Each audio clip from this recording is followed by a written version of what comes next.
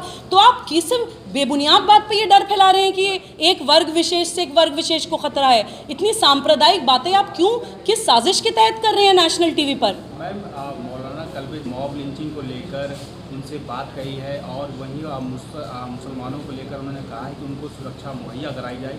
उन्होंने अमित शाह से मुलाकात की, उसको कैसे देख रहे हैं आप? देखिए, अमित शाह जी से मुलाकात करना उनका अपना राइट है। कोई ये तो ऐसे तो नहीं है कि अमित शाह जी से मुलाकात वो नहीं कर सकते हैं as a citizen of India. मेरी जो लड़ाई उनके मेरे कोई पर्सनल कोई वेंजियंस नहीं है मौलाना कल्बे जव्वाद साहब के ख़िलाफ़, या मैं ये नहीं कह रही हूँ कि वो जो भी करते हैं वो गलत ही करते हैं। मैं सिर्फ ये कह रही हूँ कि उन्होंने ये प्रेस कॉन्फ्रेंस जो अरेंज करी और उसके अंदर जो बयानबाजी हुई वो हमारी आईपीसी के कुछ प्रोविजंस के तहत अपराध हैं। उन्होंने अपराध किया है और उसके तहत उसकी वजह से उनके खिलाफ कानूनी कार्रवाई होनी चाहिए। वो कानून के मॉब लिंचिंग के लिए अमित शाह जी से मिल रहे हैं, अच्छी बात है, एक अपना सामाजिक रोल निभा रहे हैं। ऐसा तो नहीं है कि एक उन्होंने कोई गलत कदम कर दिया है तो उसकी वजह से उनके सारे अच्छे कामों पे भी पानी फेर दिया जाए, ऐसा तो मैं नहीं कह रही हूँ। लेकिन as a lawyer also and as a Muslim also, क्योंकि एक मुस्लिम लॉयर उस पोडियम पे बैठ के एक जहर उगल रहा था प्रेस कॉन्फ्रेंस में, तो मेरी as a lawyer and as a Muslim as an Indian citizen ये जिम्मेदारी है कि मैं आगे आके बोलूँ कि वो कर क्या रहे हैं। वो सेल्फ डिफेंस के लॉ को मिसयूज़ कर रहे हैं, वो आईपीसी का जो है आईपीसी के प्रोविजंस उनके ऊपर लागू होते हैं, अपराध कर रहे हैं आईपीसी के अंतर्गत, तो लोगों को समझना नहीं चाहिए कि वो क्या कर रहे हैं। इसलिए मैंने प्रेस कॉन्फ्रेंस अरेंज करी है। कई दिन बीत गए लेकिन अभी तक पुलिस की तरफ से कोई कार्रवाई नहीं, कई दिन अभी नहीं बीते हैं। मैंने 22 तारीख को तहरीर दी है, तो अभी आज दूसरा दिन है। तो देखिए, मैं पुलिस की स्थिति में इतना समझ रही हूँ, मुझे ऐसा नहीं है, पुलिस प्रशासन पे पूरा भरोसा है, मुझे आश्वासन दिया जा रहा है। लेकिन क्योंकि वो धर्मगुरु भी हैं तो थोड़ा लोगों के इमोशंस का ध्यान में रखते हुए और स्टेट का लॉ एंड ऑर्डर का ध्यान में रखते हुए सोच समझ के पुलिस अपना जो भी कार्रवाई करेगी। वो पूरी मीटिंग्स हो रही हैं, कंप्लेंट्स पे पूरा ध्यान दिया जा रहा है, कंप्लेंट पे सारे सेक्शंस को लोग पढ़ रहे हैं, देख रहे हैं कि किस तरह से लागू होते हैं, और मुझे प्रॉपर एश्योरेंस मिली है कि इस पर स्ट्रिक्ट से स्ट्रिक्ट एक्शन होगा।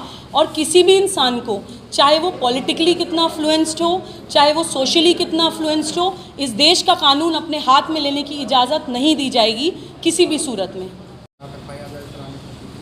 आज इसलिए प्रेस कॉन्फ्रेंस देखिए, आज मैं प्रेस कॉन्फ्रेंस इसलिए कर रही हूँ कि उस दिन मैं तहरीर देने थाने पहुँची थी, तो मीडिया को इन्फॉर्मेशन मिल गई थी, मीडिया वहाँ पहुँच गई थी, लेकिन मैं फॉर्मली कोई प्रेस कॉन्फ्रेंस इस मुद्दे पे नहीं कर पाई थी।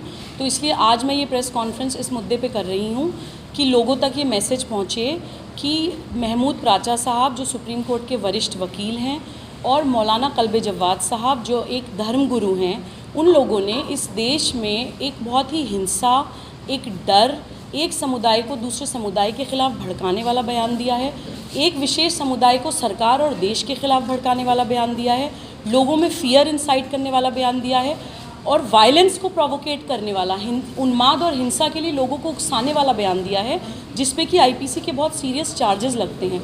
मैंने उनके ऊपर जो कंप्लेन कराई है उसमें 505(1)(b) IPC, 505(1)(c) IPC, 153(a) IPC, section 34 IPC और 124(a) आईपीसी के तहत बहुत संगीन अपराध बनते हैं, जो कि मुझे पुलिस से पूरा आश्वासन मिला है कि इस पर उचित कार्यवाही होगी और सख्त से सख्त कार्रवाई करेंगे और इसमें एफआईआर लॉन्च की जाएगी। एक इम्पॉर्टेंट बात मैं और बता देना चाहती हूँ कि जो इस प्रेस कॉन्फ्रेंस में मुझे जिस वक्त मैंने ये प्रेस कॉन्फ्रेंस करी थी उस वक्त मुझे वो जानकारी नहीं थी, लेकिन ये जानकारी मुझे अभी रिसेंटली पता चली है कि उसमें टीले तभी मैंने सिर्फ 2 ही लोगों का नाम लिया था प्रेस में अपनी तहरीर में, लेकिन मुझे पता चला है कि उस प्रेस कॉन्फ्रेंस में एक और शख्स ने भाग लिया था जिनका नाम है मौलाना अब्दुल मन्नान, जो कि टीले वाली मस्जिद के इमाम हैं। तो मैं ये बोलना चाहती हूँ कि ये लोग जो इमाम हैं, ये लोग जो धर्मगुरु हैं, इन लोगों की जिम्मेदारी एक समाज के लिए, एक देश के लिए और ज़्यादा बढ़ जाती है। ये लोग एक गैर कानूनी स्टेटमेंट इतनी लापरवाही के तहत नहीं दे सकते हैं, क्योंकि इन लोगों की बात को लोग सीरियसली लेते हैं, इनके अल्फाजों के परिणाम होते हैं। कौन आपके ये बोलने के बाद इस देश में कहीं हिंसा की घटनाएं बढ़ जाएंगी, इस देश में एक वर्ग दूसरे वर्ग के साथ लड़ेगा, कत्लो आम मच जाएगा इस देश में, उसकी जिम्मेदारी कौन लेगा?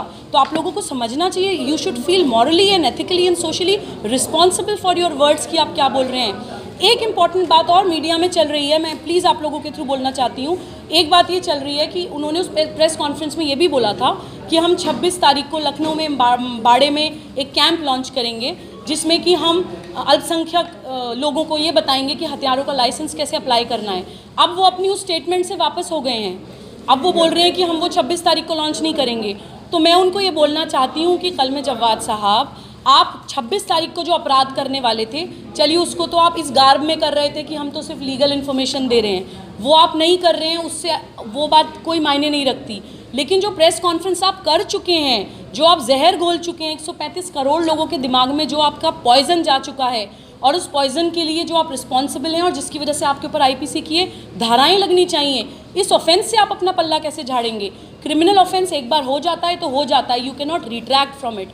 उस पर प्रॉपर लीगली और आईपीसी के प्रोविजंस के तहत कार्यवाही होगी और मैं इस लड़ाई को आगे तक लेकर जाऊंगी। इसमें एफआईआर लॉज होगी, एफआईआर लॉज नहीं होगी तो मैं कोर्ट का दरवाज़ा खटखटाऊंगी। लेकिन मैं अब अपने मुल्क में धर्म के नाम पे, माइनॉरिटी कार्ड पॉलिटिक्स के नाम पे, अलगाववाद के नाम पे आतंकवाद और कट्टरवाद नहीं फैलने दूंगी।